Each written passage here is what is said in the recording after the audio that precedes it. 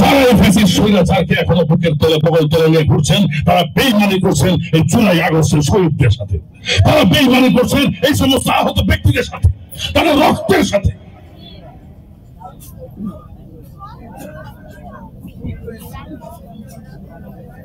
আজকের এই ইফতারের অনুষ্ঠানে আমার বক্তব্যটা অনেকটা রাজনৈতিক বক্তব্যের মতো হয়ে যাচ্ছে, যার জন্য আমি দুঃখিত, কিন্তু ভিতরের আবেগটাকে ধরে রাখতে পারি না। এখানে অনেকেই আছেন টেলিভিশনের সামনে বসে চিকেন ফ্রাইয়ের সাথে কফি খেয়ে দেখেছেন কি হচ্ছে না হচ্ছে, আর এখানে অনেকেই আছেন যারা মৃত্যুকে হাতের মুঠোয় নিয়ে রাজপথে ছিল আপনাদেরকে মুক্ত করার জন্য। আজকে এখানে অনেকেই বলছেন আমাদের কাজ আছে, অনেকে কাজের জন্য আসতে পারবেন না, আসতে পারবেন না। ওনারা যখন ডাকবেন তখনই আসতে হবে। ওনারা আপনাদের জন্য জীবন দিয়েছে, আপনাদের অঙ্গহানি ঘটেছে। ওনারা যখনই ডাকবেন, যখনই বলবেন, তখনই আপনাদের আসতে হবে।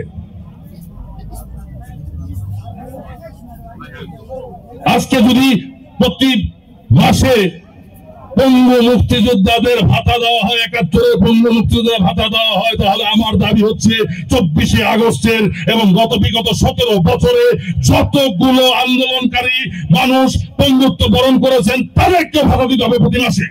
তাদের জন্য একটা সেল গঠন করতে হবে, একটা মন্ত্রণালয় গঠন করতে হবে। এককালীন কিছু দিয়ে দিলে তাদের মানবো না আমরা। তাদেরকে সারা জীবন তারা যতদিন বেঁচে থাকবে, তারা যতদিন পঙ্গু হয়ে থাকবে, তাদের সকলকে সারাটা জীবন তাদেরকে সরকারি পৃষ্ঠপোষকতা তাদেরকে মাসে মাসে তাদেরকে ভাতা দিতে হবে। এটা আমার দাবি আপনাদের মাধ্যমে আমার এই সরকারের কাছে, এবং ভবিষ্যতে যে সরকার আসবে, যদি আমার সরকার আসে সেই সরকারের কাছে আমার দাবি, যেহেতু রাজনৈতিক দল করি। বন্ধুরা আমার অনেক কথা বলে ফেললাম এখানে, সরি। আমি বলতে একটু খেয়াল করে আবেগপ্রবণ হয়ে গিয়েছিলাম। আমার বন্ধু বাংলাদেশ চলচ্চিত্র পরিচালক সমিতির সম্মানিত মহাসচিব শাহিন খান, শাহিন উপস্থিত আছেন। আমাদের বাংলাদেশ ফিল্ম ক্লাবের সম্মানিত সভাপতি জনাব ইসলাম সাহেব উপস্থিত আছেন। আমাদের চিত্রনায়িকা মুক্তি উপস্থিত আছে, সনি রহমান, আরজু সহ, কবির ইসলাম রানা সহ অনেকেই। তো সবাইকে ধন্যবাদ এখানে আসার জন্য। আর আমার বক্তব্য যারা কষ্ট পেয়েছেন তাদের প্রতি আমার কোনোই সহানুভূতি নেওয়ার কাছে আমার চাবো না, কারণ আমি বক্তব্য দিচ্ছি আপনাদের কষ্ট পাওয়ার জন্য। যদি কেউ কষ্ট পেয়ে থাকেন, আপনার কষ্ট হবে স্বাভাবিক, কারণ আপনারা অন্যায় করছেন। আপনাদের প্রতি আমার কোনো সহানুভূতি নাই, কোনো দয়া মায়া নাই, কোনো মাপ চাওয়া চাই না আপনাদের প্রতি।